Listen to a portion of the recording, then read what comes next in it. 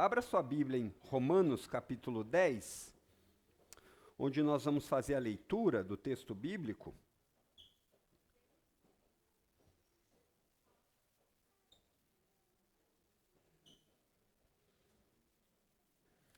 No entanto, irmãos, apesar de nós nós vamos trabalhar aqui nessa porção, eu quero ler a partir do verso 1, porque a ideia aqui é uma continuidade. Então você deve ter percebido lá em cima que está escrito parte 2. Então a ideia aqui é que você possa relembrar rapidamente, porque já faz um bom tempo que nós lemos a parte 1, de um contexto geral. Então Paulo diz assim no capítulo 10.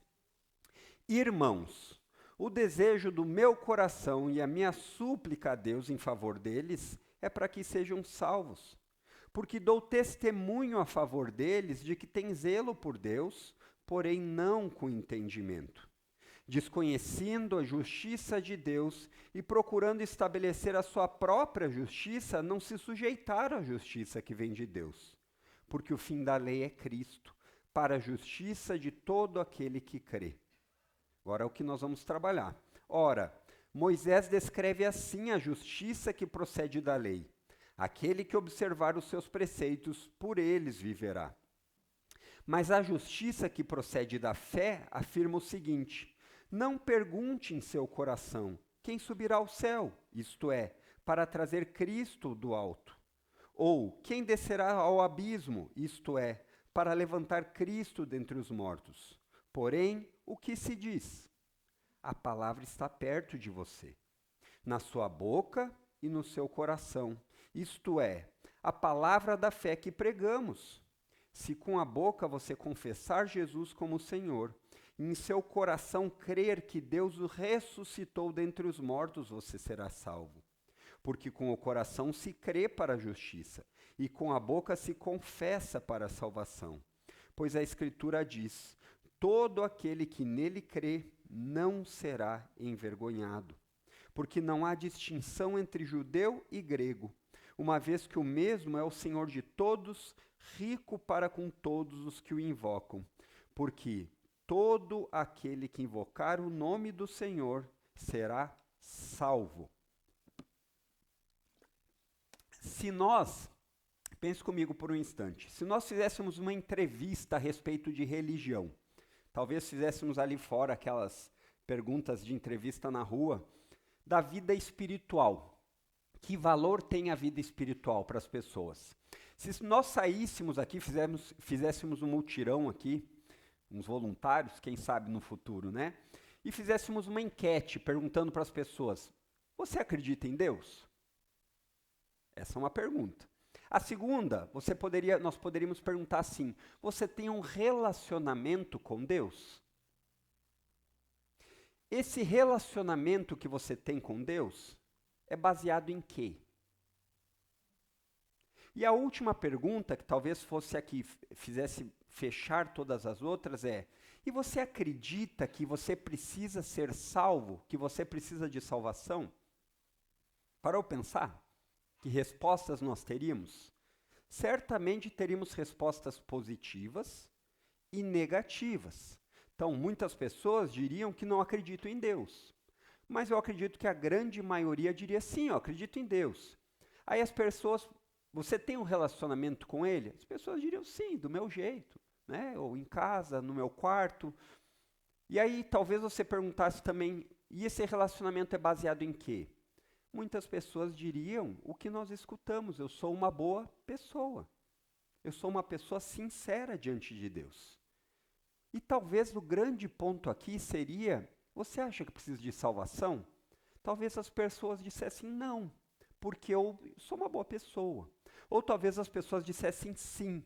Mas o que tem em comum aqui de todas essas respostas é: será que a sinceridade com que essas pessoas responderiam seria suficiente?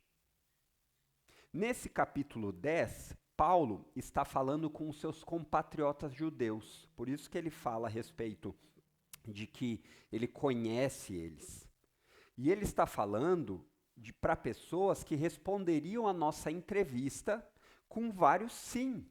Vocês acreditam em Deus? Sim, nós acreditamos. Vocês têm um relacionamento com Ele? Sim, nós temos. Vocês são salvos? Sim, nós somos. No entanto, Paulo quer demonstrar que, apesar da sinceridade com seus compatriotas respondem essas perguntas, eles estão equivocados. E essa é a realidade de muitos seres humanos nos nossos dias.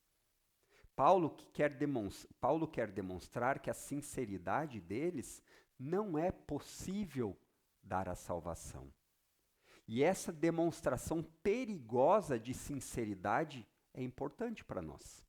Porque muitas vezes a sinceridade que nós temos, ela pode ser um inimigo para quem nós somos diante de Deus, a sua perspectiva, como você se enxerga. Ela pode ser um inimigo sobre quem você pensa que Deus é, porque muitos se relacionam com Deus a partir de si mesmo. Então, eu penso num Deus, crio essa imagem para Deus e acredito com convicção. É sincero. Ou então, a ideia de como se adquire salvação. Esses são dilemas que as pessoas têm.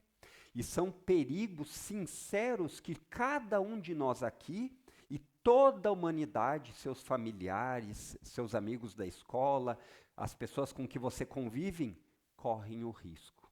Note que nós não estamos dizendo que eles são mentirosos.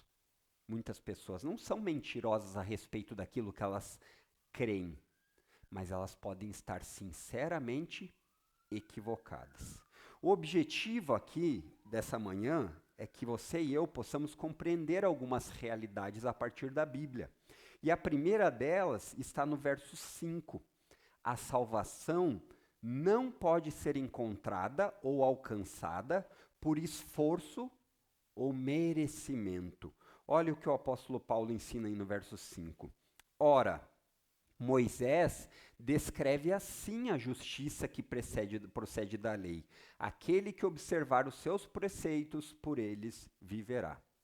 Nós vamos perceber aqui nesse trecho que o apóstolo Paulo traz vários textos do Antigo Testamento. Por quê? O povo judeu não era um povo ignorante a respeito de Bíblia.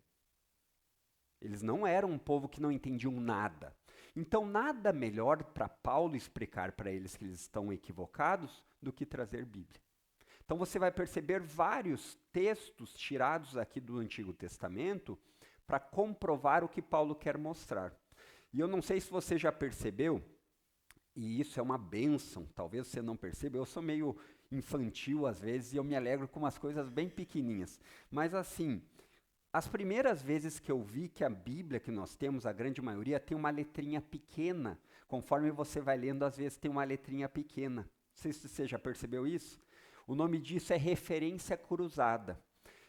Gentilmente, os tradutores deixaram algumas referências cruzadas do que nós estamos lendo, que já foi falado em outro lugar.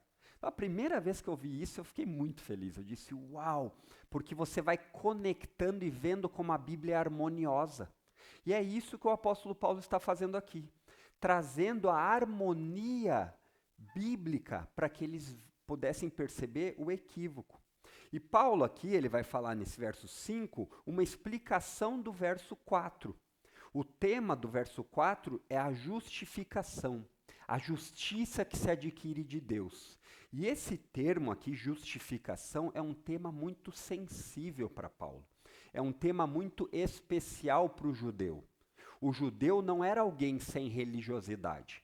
O judeu não é alguém que não tinha conhecimento. Devemos lembrar que Paulo já falou, e nós sabemos, que eles receberam a lei de Moisés. Eles receberam os mandamentos de Deus em forma escrita. Eles tinham uma série, um conjunto de regras e preceitos que deveriam servir como normas, deveriam servir como uma direção dada por Deus de como eles deveriam viver, uma direção dada por Deus de como agradar a Deus com a vida. E ao fazer isso, Deus, ao dar essas leis, por que ele faz? Para que o povo judeu pudesse ser diferenciado das outras nações, para que ao olhar para as pessoas do mundo, as pessoas olhassem para o povo judeu e soubessem que ele era um povo separado, um povo diferente. E isso se torna evidente na Bíblia. Nós vemos essas normas, essas regras, especialmente no Pentateuco, nos 5 primeiros livros de Moisés. E temos com clareza isso, para a gente ter certeza, como ponto mais alto em Êxodo 20, nos 10 mandamentos.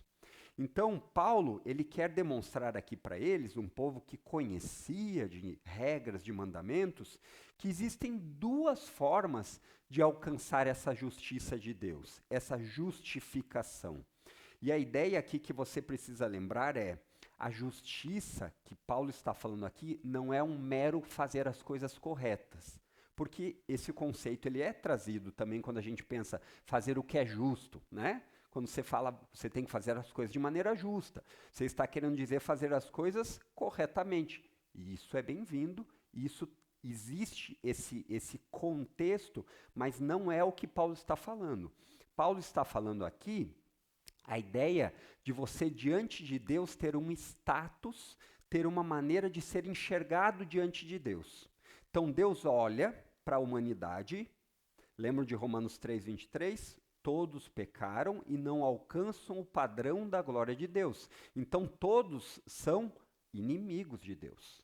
Mas existe uma forma de ser declarado por Deus justificado. Ou seja, não mais inimigo. É isso que Paulo está falando aqui. Ele está dizendo a respeito de uma justificação que é a mesma coisa que ter um relacionamento com Deus de amizade positivo.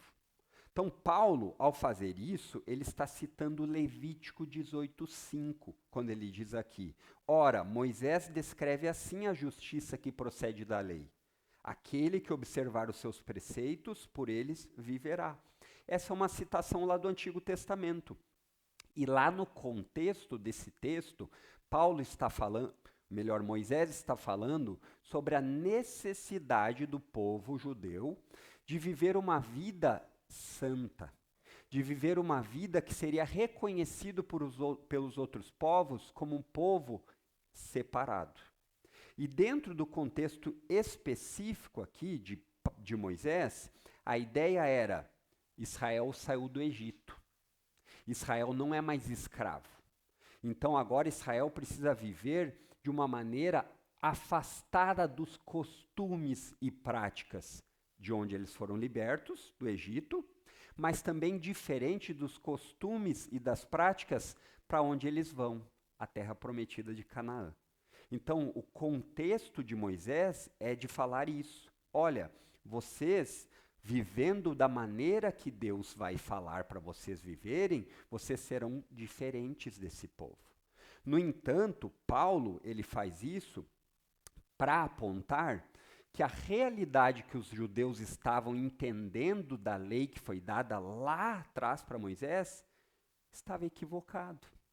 A lei nunca teve como objetivo trazer salvação. A lei nunca teve como objetivo ser a base do relacionamento com Deus. Mas a lei tinha como objetivo direcionar e guiar um povo que, por meio da fé, tinha um relacionamento com Deus. Percebe a diferença? De um lado, existem pessoas que querem obedecer para alcançar merecimento. De outro lado, existem pessoas que alcançaram a salvação e obedecem como consequência de serem salvos. Percebe a diferença? Então, o objetivo da lei nunca foi de salvar, mas de direcionar, guiar e mostrar como um povo de Deus deveria se comportar. Então, essa é a objeção de Paulo ao povo compatriota, ao judeu. Aqui, o judeu tem o equívoco de querer buscar a justificação por meio da lei. Então, eles perderam o real motivo, o objetivo da lei. Moisés escreve aqui que o modo pelo qual a lei torna alguém justo é obedecer cada detalhe da lei. É obedecer de maneira irrestrita cada um dos mínimos detalhes. No entanto, Tiago vai dizer no capítulo 2 da sua carta o seguinte: se vocês tropeçarem em apenas um mandamento de todos aqueles da lei, você se torna culpado de todos. É um pacote que não pode ser selecionado. Então, Paulo vai utilizar o que Moisés escreveu para dizer: queridos irmãos, embora seja admirável o desejo de obedecer a regras e mandamentos, vocês devem lembrar que diante de Deus, isso nunca será a base para ser justificado. Sabe por quê? Porque você não consegue não falhar. Você não consegue não pecar. Então, nós poderíamos aqui trazer para o nosso contexto e fazer um teste facilmente. Quem aqui, não precisa levantar a mão que eu não quero envergonhar você. Quem aqui pensa que pode agradar a Deus por meio dos méritos, de obedecer, de fazer tudo certinho? E note que eu não estou dizendo que isso é ruim, mas eu estou dizendo que isso não pode ser a base de um relacionamento com Deus. Vou explicar por que você vai entender. Quem aqui pensa que pode? Então deixa eu dizer para você, perguntar. Novamente aquela enquete. Você já teve outros deuses que não o Deus da Bíblia? Você já adorou outras coisas e dedicou mais devoção da sua vida do que Deus? Os filhos entram aqui também. Talvez a resposta, ou quase certamente a resposta será sim, eu já fiz isso. Você já deu falso testemunho sobre alguém? Provavelmente. Você já desejou algo que não era seu? Provavelmente. E aqui eu parei apenas em 3 perguntas. Então aqui é o ponto. Nenhum de nós é capaz, no melhor dia que você acordar animado, otimista, naquele dia que você olha para fora e não tem nada que vai tirar o seu humor, nem nesse dia você é capaz de alcançar os méritos diante de Deus. Sabe por quê? Porque isso é impossível. É impossível. O método humano de fazer para alcançar não é suficiente. Nossa obediência, queridos, nunca deve ser motivada pela esperança de que por obedecer você vai conseguir cobrar a Deus. Não é assim que as pessoas fazem? Até aqui eu sempre fui tão bom, como é que Deus deixou isso acontecer comigo? As pessoas reclamam assim. A salvação não é possível de ser encontrada assim. E por mais sincero que você seja, por mais dedicado que você possa ser, é inalcançável dessa forma. Apenas uma pessoa, em toda a existência humana, apenas uma pessoa viveu essa vida perfeita, cumprindo todos os mandamentos da lei, fazendo tudo o que era necessário para representar a nós. E Jesus cumpriu tanto no aspecto de vida quanto no aspecto de propósito. A lei sempre apontou para a necessidade do Messias, daquele que viria para ser o justificador daqueles que creem. Então a obediência, ela não busca, ou melhor, a obediência que busca méritos, a obediência que busca alcançar diante de Deus favor, ela vai fracassar. Se esse foi o seu caso até hoje, mude de direção, porque é impossível. O que nos leva ao segundo ponto aqui do apóstolo Paulo, que vai dos versos 6 até o 11. A salvação só pode ser alcançada por meio da fé. A salvação só pode ser alcançada por meio da fé, da confiança em alguém fora de você. Olha o que diz o verso 6. Diz assim: mas a justiça que procede da fé afirma o seguinte. Viu o contraste? Antes, no verso 5, ele falou que é a justiça que vem da lei. Agora ele vai falar a justiça que não está firmada na lei, mas na fé. Não pergunte em seu coração, quem subirá ao céu? Isto é, para trazer Cristo lá do alto. Ou, quem descerá ao abismo? Isto é, para levantar Cristo dentre os mortos. Porém, o que se diz? A palavra está perto de você, na sua boca e no seu coração. Isto é, a palavra da fé que pregamos. Se com a boca você confessar Jesus como Senhor e em seu coração crer que Deus o ressuscitou dentre os mortos, é suficiente. Você será salvo. Porque com o coração se crê para a justiça e com a boca se confessa para a salvação. Verso 11, pois a Escritura diz, todo aquele que nele crê não será envergonhado. Então percebe que o apóstolo Paulo, como um bom irmão, ele vai mostrar o que? Contrastes. O contraste da sinceridade equivocada com a realidade bíblica. Então, a fé, ele usa aqui a ideia de como se a fé fosse uma pessoa declarando, percebe aí que ele diz assim, mas a justiça que procede da fé afirma o seguinte. Antes ele falou que Moisés tinha dito assim. Agora ele diz, olha, a fé, que é o que salva, ela declara dessa forma. E de maneira proposital, Paulo vai utilizar outro livro de Moisés, do Pentateuco. Uma linguagem que talvez para você e eu, para nós, não seja algo tão fácil de identificar, porque a gente não viveu no contexto judaico, mas para eles era uma linguagem que ia ser, essa linguagem eu conheço. Facilmente reconhecida, é uma advertência introdutória. Olha aqui que ele diz. Mas a justiça que procede da fé afirma, ou seja, é uma verdade, o seguinte: não pergunte em seu coração. A ideia aqui é, não diga essa mentira por seu coração que ela não é verdade. Não diga isso que você vai alcançar a justiça de Deus mediante obras. É isso que ele está dizendo. Isso ele está tirando lá de Deuteronômio 9:4. E lá em Deuteronômio 9:4, Moisés está se referindo a uma advertência ao povo que está sendo liberto, foi liberto do Egito e está indo para Canaã. Mas Canaã ainda é um povo, ainda é uma terra habitada. E os moradores de Canaã são fracos ou fortes? Fortes. Eles precisam ser tirados de lá. Eles precisam, a Canaã, a parte, precisa ser conquistada. Existirá muitas batalhas lá.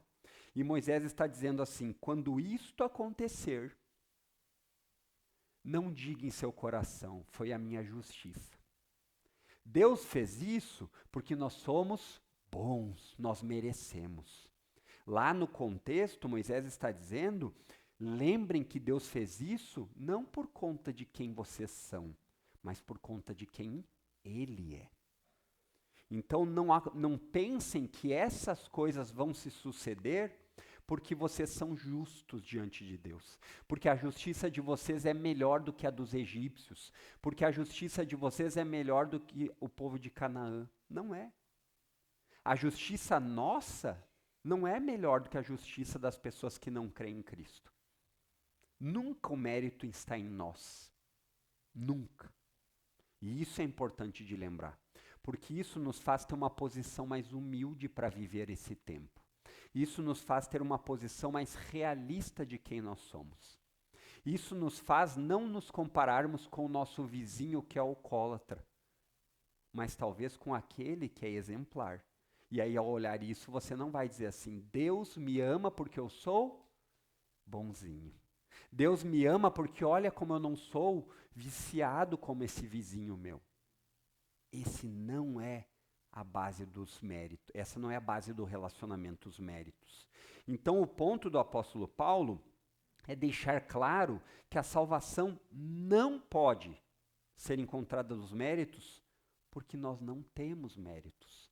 Então, a advertência aqui é, não deixe o seu coração nunca pensar isso. Mas eu sou melhor do que os outros. Eu sei que essa imagem, muitas vezes, é a imagem que o povo tem dos crentes. Mas se eles pensarem isso, que seja por culpa deles, não por nós nos acharmos melhores que eles, entendeu? Quando nós vivemos uma vida santa, é normal que as pessoas olhem e digam, olha, eles não se misturam. Nós não nos misturamos mesmo, mas não é porque nós somos melhores, é porque Deus nos separou por uma vida de santidade. Então esse é o ponto. Então Paulo, ele não para por aí. Paulo não para usando apenas a advertência. Paulo não para apenas dizendo algo de uma introdução de Moisés. Paulo, ele vai fazer algo para demonstrar como em Cristo todas as exigências da lei foram cumpridas, aplicando mais uma vez as palavras de Moisés como um lançar para o futuro. Quando Moisés fala para eles da lei, a lei apontava para o Cristo que seria o fim da lei, o cumprimento, o ponto alto. Então deixa eu mostrar aqui só para você ver. Eu não vou fazer muito isso, senão o pastor Fernando depois me dá uma dura nos bastidores, que deixa vocês muito preguiçosos. Mas olha só, sabe de onde vem esse texto? Primeiro, antes de ler esse texto, leia comigo esse daqui. Ele diz assim, o verso 6. Mas a justiça que procede da fé afirma o seguinte: não pergunte em seu coração, quem subirá ao céu, isto é, para trazer Cristo lá do alto? Ou quem descerá ao abismo, isto é, para levantar Cristo dentre os mortos? Porém, o que se diz? A palavra está perto de você, na sua boca e no seu coração.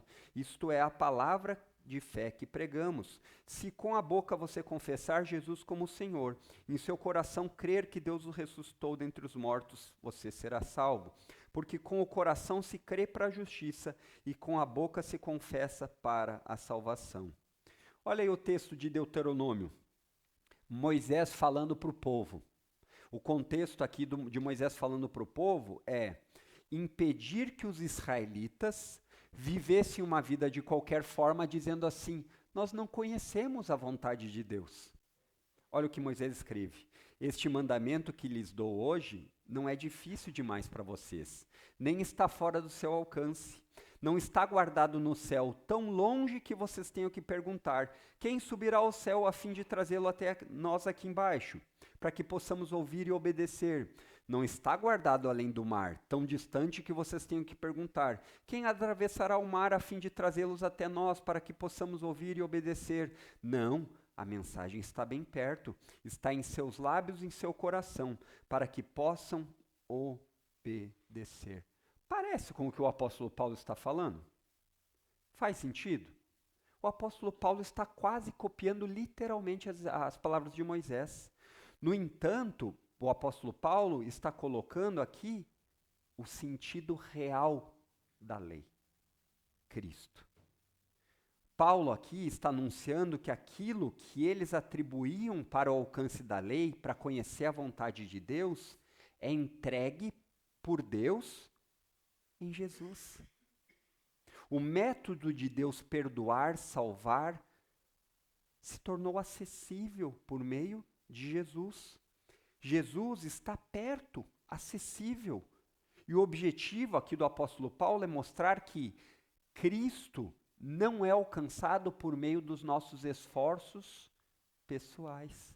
Olha o que o apóstolo Paulo vai fazer aí. Ele quer demonstrar que para alcançar o Rei da Glória, você não precisa subir nos céus, porque ele desceu dos céus. Ele se fez homem, ele andou entre nós. Você não precisa tentar descer aos abismos. Aqui Moisés falou dos mares distantes. E o apóstolo Paulo faz uma substituição muito pertinente para os mares profundos, que é a ideia de ressuscitar a Cristo. Ele diz, quem vai descer ao abismo para levantar de Cristo entre os mortos? Ninguém, porque não é necessário. Ele não está lá. Ele ressuscitou. Ele vive. E aí, o apóstolo Paulo diz que essa mensagem, da mesma forma que estava acessível para os israelitas por meio da lei, ela está acessível a você, eu e os ouvintes aqui primários de Paulo, porque é o Evangelho que salva pessoas. O Evangelho que opera salvando pessoas está disponível. Você não precisa saber as línguas originais da Bíblia. Está disponível no seu idioma. Você não precisa ter um grande intelecto para entender isso, porque essa verdade é tão simples que as crianças de 2 anos já são capazes de compreender. Então o verso 9 diz assim: se com a boca você confessar Jesus como Senhor e em seu coração crer que Deus o ressuscitou dentre os mortos, você será salvo. Então o processo pelo qual Deus trabalha é assim. Você ouve a mensagem que você precisa de um Salvador. Você reconhece isso, você é conquistado por ela. Aquela mensagem que passava aos seus ouvidos e você nem bola dava, chega um momento que ela alcança lugar lá dentro. É o que a Bíblia chama de coração. Na Bíblia, a sede do ser, de onde procedem todas as emoções, as vontades, é o coração. Então, ao escutar desse Jesus que veio, desceu dos céus da sua glória, para perdão de pecados sem merecimento, você diz assim: uau! E você é conquistado por isso. E você fala sobre isso. E você admite isso. E você confessa que você não tem merecimentos. É isso que Paulo está falando. Isso não é apenas um reconhecimento intelectual que muitas pessoas têm. Ah, eu realmente não sou tão bom como eu pensei. Eu realmente não sou uma pessoa perfeita. Mas quem é? Não é apenas isso. Não é apenas também uma declaração solene. Sabe o que é uma declaração solene? É aquela que você, quando entra no tribunal, hoje nem sei se acontece, mas nos filmes eu sempre vejo, que você diz: você jura dizer a verdade, somente a verdade? Juro. Lá dentro a pessoa não está nem aí. Mas a declaração solene com a boca ela faz. Mas o que o apóstolo Paulo está falando diz respeito a emoções e a intelecto unidos. Uma profunda convicção da verdade de quem Jesus é, de que o Rei do Universo, que criou todas as coisas, ele veio me salvar. Faz diferença na sua vida quando você pensa a esse respeito? E essa mensagem do Rei do Universo que veio me salvar alcançou lugar no meu coração, de tal forma que eu estou disposto a viver por ela. E se eu tiver que morrer por ela, é lucro, porque em Cristo eu sou muito mais que um vencedor. E ele continua dizendo aqui, por que vale a pena isso? Porque ela me promete, essa mensagem sobre um Salvador, ela me promete algo que o profeta Isaías, lá no capítulo 28, verso 16, há muitos anos atrás, falou sobre ela. Que quem confiar no Messias, entregar sua vida a Ele, não vai ser envergonhado no final. Não há derrota, porque o Messias venceu a morte. Por que será que o apóstolo Paulo repete tanto isso? Então quem repete é o apóstolo Paulo, não sou eu nem o pastor Fernando. Você quer brigar? Porque é sempre a mesma história. Briga com o apóstolo Paulo. Por que será que o apóstolo Paulo repete tanto isso? Porque você imagina, um judeu crer em Cristo, ele seria colocado à margem da sociedade. Ele não poderia ir na sinagoga, que era um centro era o centro comunitário, poderíamos dizer assim, era onde as pessoas se relacionavam socialmente. Ele seria muitas vezes expulso da sua família. Ele perderia direitos de judeu, de um cidadão. Ele seria ofendido, ele seria excluído, ele seria espancado, em muitos casos até mesmo morto. Entendeu o contraste do apóstolo Paulo? Só que Paulo tinha uma coisa que ele tinha uma informação que ele precisava falar a respeito disso para os seus compatriotas. Ele tinha a clareza, e essa clareza era o meu desejo, que Deus dê a cada um de vocês. Que ter um relacionamento com Jesus é incomparavelmente melhor, porque garante algo que ofensas não podem tirar. Garante algo que a doença não pode roubar. Garante algo que os assassinos não podem matar. E isso é a vida eterna. A vida eterna em um pleno relacionamento com Jesus. Talvez até hoje você só conhecesse a Deus de ouvir falar. Talvez até hoje você não tenha sido preenchido com essa esperança que existe somente em Cristo. Talvez seja o seu caso. Talvez até hoje você esteja como os leitores de Paulo, tentando buscar méritos, ou tentando buscar a salvação por meio de méritos. Tentando buscar a Deus e colocar diante de Deus os seus melhores esforços. Só que você viu que isso não resulta em nada bom. Você viu que isso não pode garantir a sua salvação. No entanto, hoje, você foi apresentado a um tipo de justiça que não pode ser nunca mais roubado de você, porque ele vem por meio da fé. E essa fé está acessível em Jesus. Então, se até hoje você procurava esforçadamente, com dedicação, por si mesmo, por seus méritos, você deve ter percebido já que não está dando certo. Você deve ter percebido que você se sente sempre como um poço quebrado. É o que muitas vezes a Bíblia chama de cisternas rotas. São reservatórios de água cheios de quebrados que não seguram a água dentro. E por conta disso, a sede continua acontecendo porque esses reservatórios que não podem segurar a água, eles não têm fundo, eles são sempre precisando ser repostos. Mas hoje, você aprendeu de alguém que é a fonte de águas vivas, que é capaz de saciar a sua sede de forma que nada pode fazer. Nem prazeres, nem dinheiro, nem viagens, nem lazeres. Tudo isso é cisterna rota, porque você termina e já quer de novo. No entanto, Jesus é a fonte de águas ilimitada. Você pode beber eternamente disso. Então, queridos, como crente, talvez você já tenha crido verdadeiramente, mas ainda luta com a rejeição dos supostos amigos. Ai, o crente, deixa ele de lado. Ele não vai concordar com isso. Talvez você lute com vergonha de ser deixado de lado, de ser o excluído, de não ser aquele que está entre os bacanas.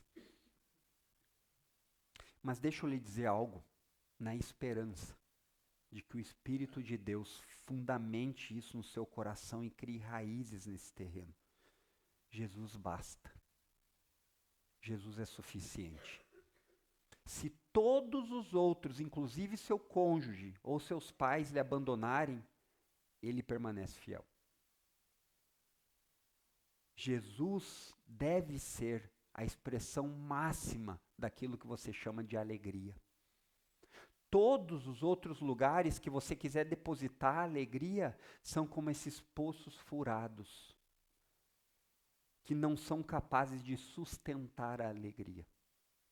Você já deve ter percebido isso. Você queria muito um carro, aí você comprou o carro, e nos primeiros dias você limpa o carro todo dia, né? Aspirador. Passam alguns meses, o carro, tu não sabe se é carro teu ou é do lixo. De tanta sujeira que você acaba deixando, porque o cuidado passou. Aquele prazer e aquela alegria não se sustentaram. E assim vale para tantas outras coisas. Nada, a partir de hoje, pense nisso, nada que não leve Jesus em consideração como o mais amável, desejável, belo, digno de respeito, deve capturar o seu amor.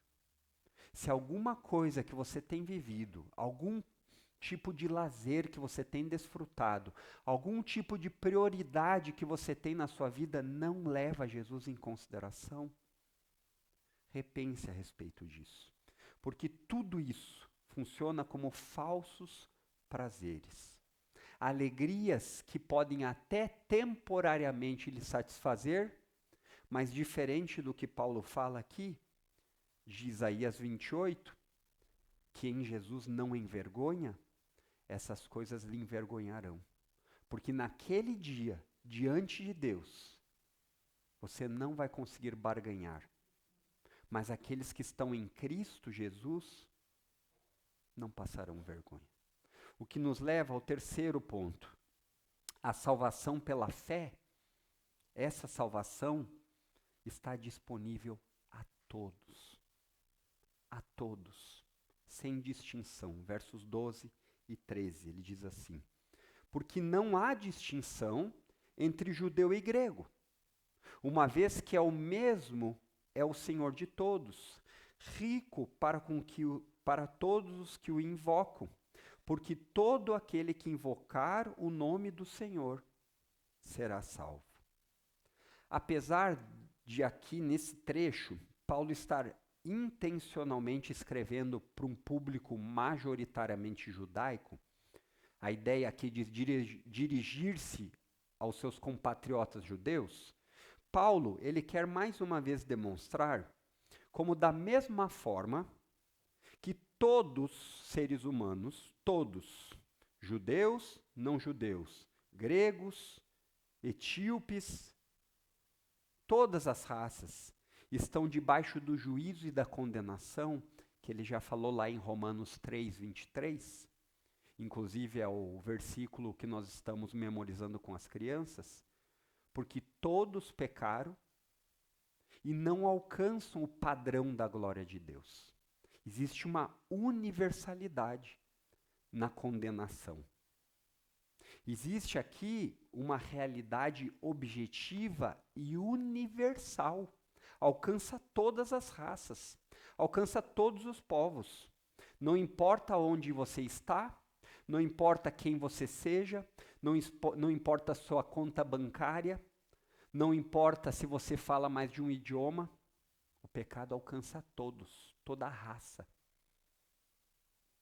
Da mesma forma, na mesma proporção de alcance, nós vemos aqui Paulo falar a respeito da justificação, da salvação.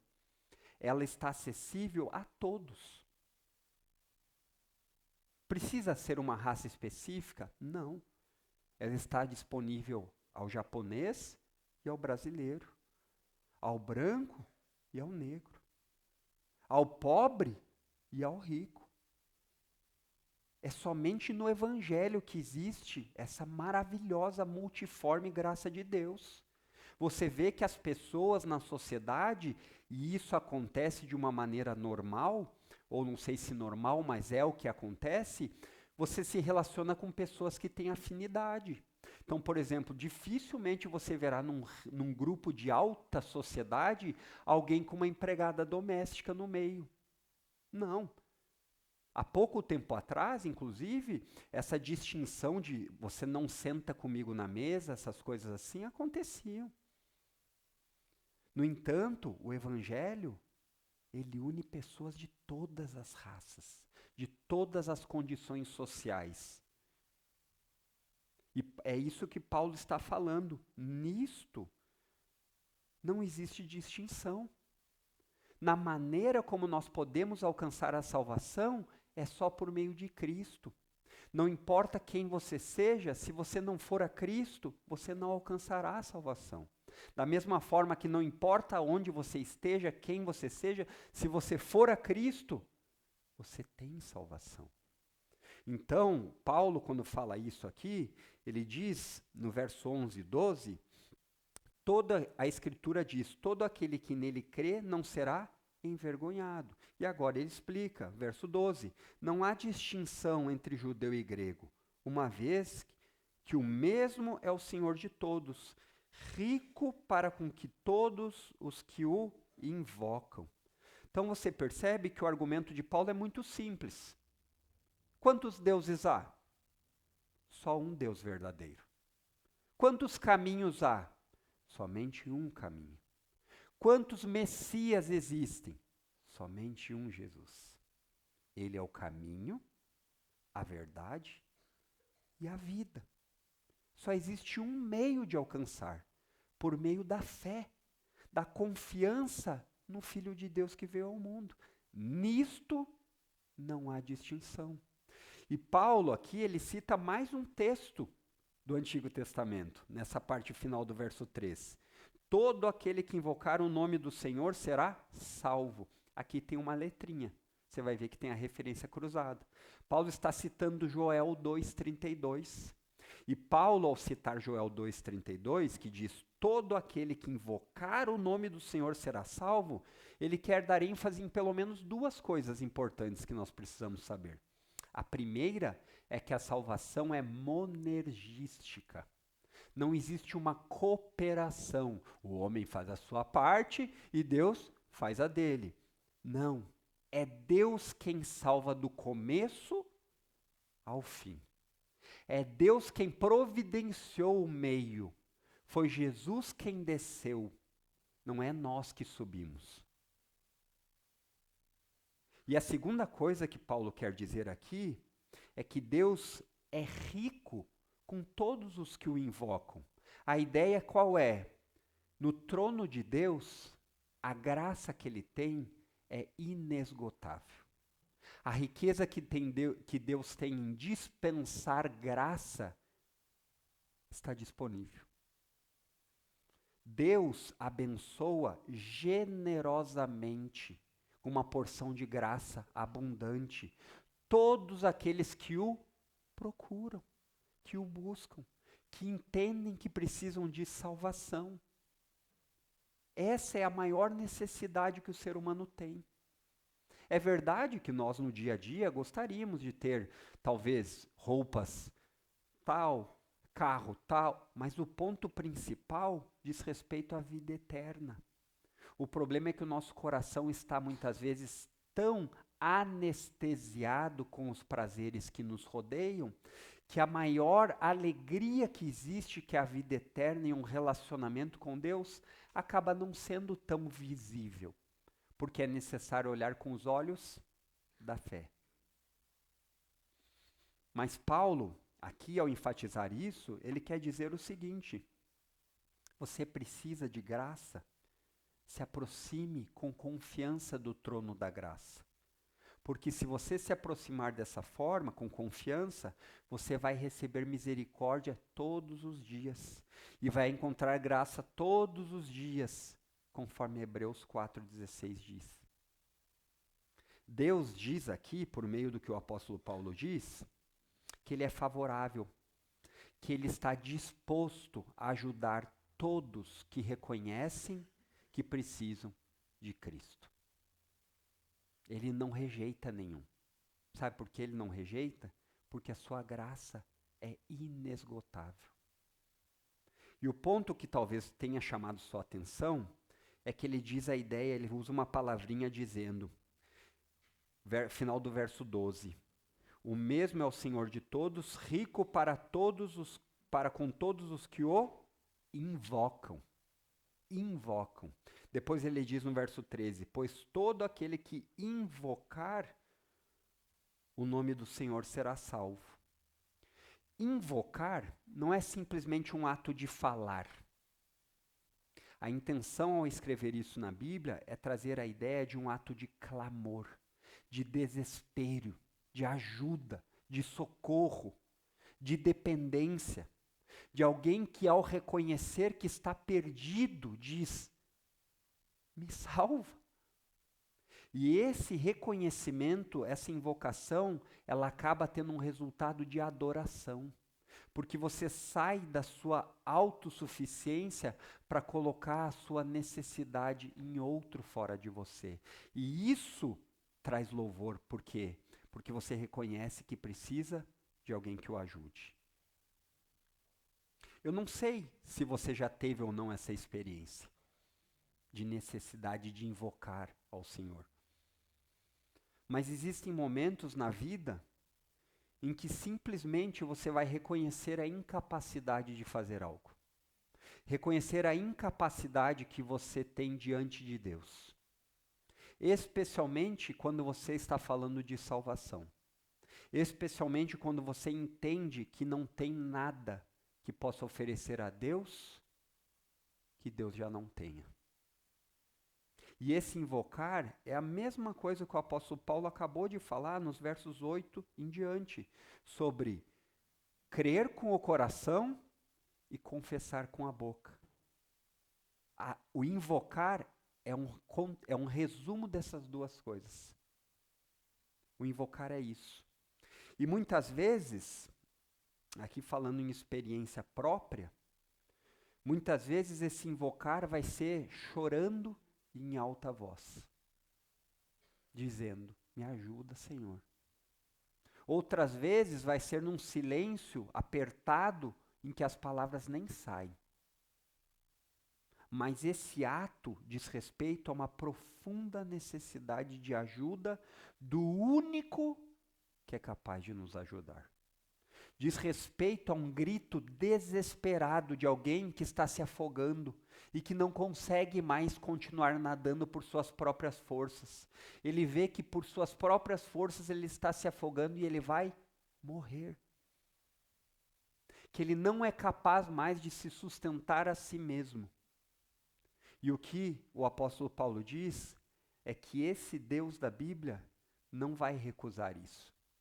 Não importa sua etnia, não importa sua raça, não importa sua condição social. Se você hoje reconhecer a necessidade de salvação por meio da fé em Cristo, Deus não vai rejeitar um coração contrito. Um coração contrito é um coração que está profundamente arrependido. Um coração contrito é um coração que está profundamente com senso de sufoco tão grande que ele precisa olhar para fora de si. É isso que nós aprendemos com o apóstolo Paulo. Deixa eu fazer algumas aplicações aqui, queridos, a respeito disso que nós falamos. Que, em primeiro lugar, deve ter ficado claro que nós não obedecemos para sermos justificados, para sermos salvos. Mas porque nós fomos salvos, porque nós somos objeto do amor de Deus por meio de Jesus que nos alcançou, os mandamentos de Deus são lâmpada para nós.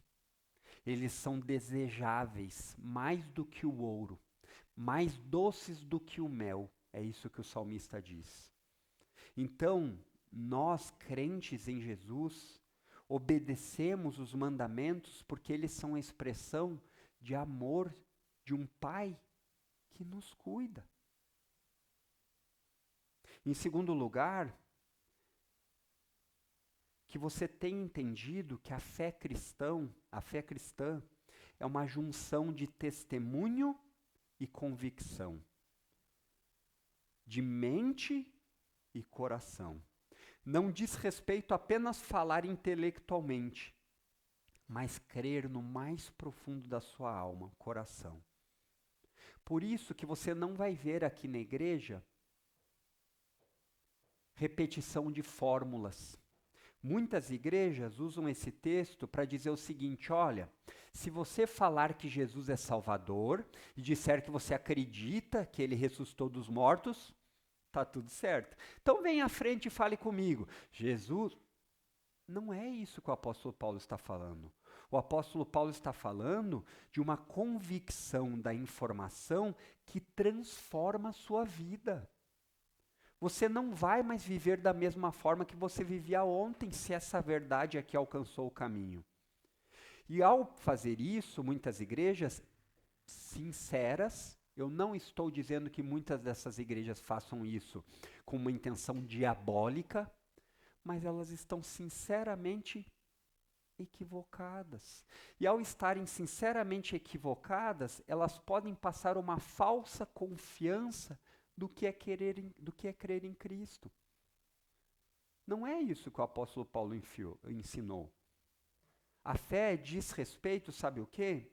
Acreditar que um judeu veio à Terra há mais de 2000 anos atrás e que esse judeu que viveu uma vida simples era o Deus que se fez carne, que viveu uma vida perfeita e que pagou um preço que nenhum de nós poderia pagar. E ele pagou esse preço para que você possa alcançar a salvação. E ao fazer isso, você depositar sua confiança e sua esperança só nele. Essa compreensão diz respeito a entender que você não merece nada e que você é incapaz de fazer algo para alcançar esse merecimento. Entendeu?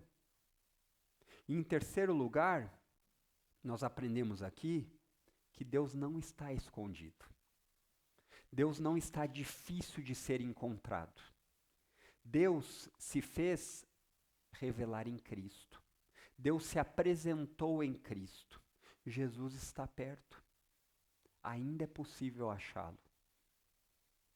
Se você o procurar, você o achará.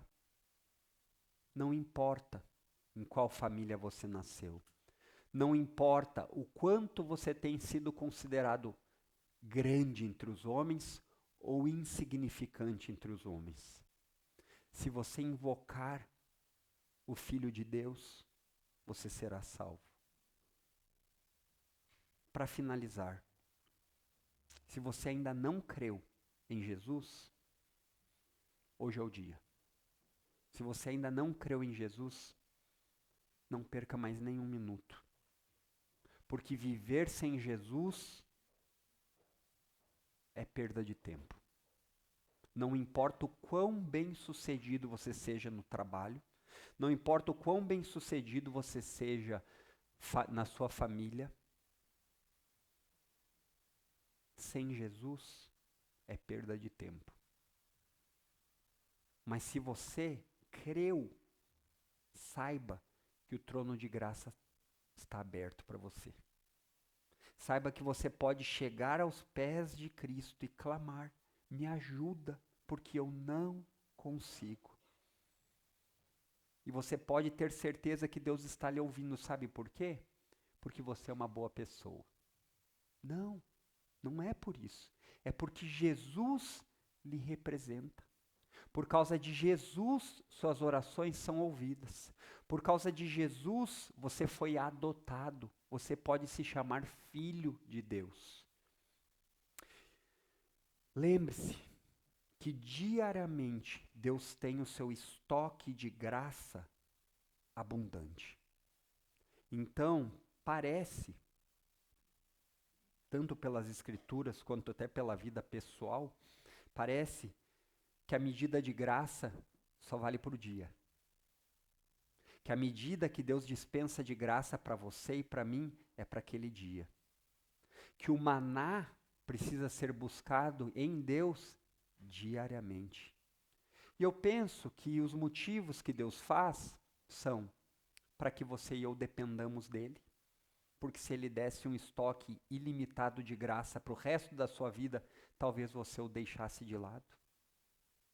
Então, para que você sempre dependa dele, para que você nunca esqueça dele, porque momentos de grande abundância não são os momentos mais tentadores, queridos.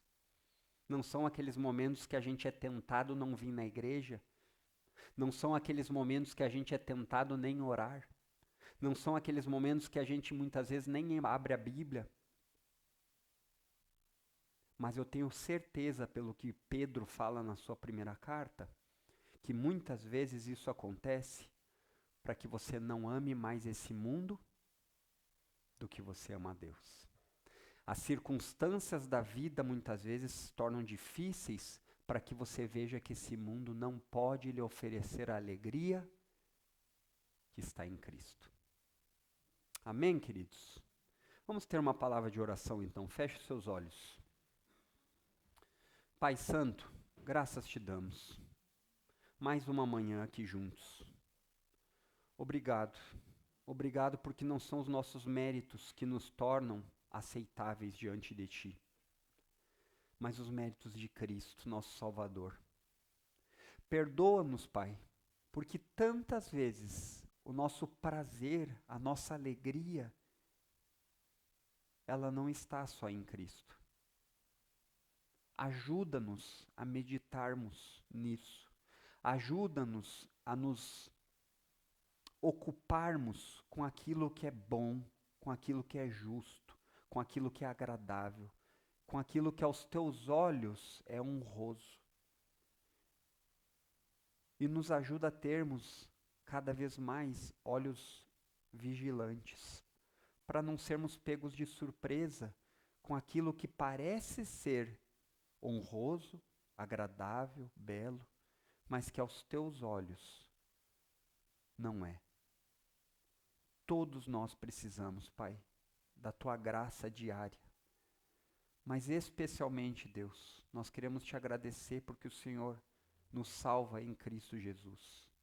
Então, volta os nossos olhos, as nossas afeições, as nossas dedicações, os nossos esforços a viver uma vida que te honra. Que em todas as coisas, desde as mais simples, como tomar um café, até as mais complexas, como lidar com enfermidades ou coisas do tipo, nós possamos viver para a tua glória. Reconhecemos diante de ti que sem a tua ajuda nós não conseguiremos. Mas sabemos por meio das tuas promessas que o Senhor diz que estaria conosco até o fim. Grava isso no nosso coração e que isso ocupe o nosso intelecto para ser vivido de uma forma que demonstra para as pessoas que o Senhor é o nosso maior tesouro. Amém.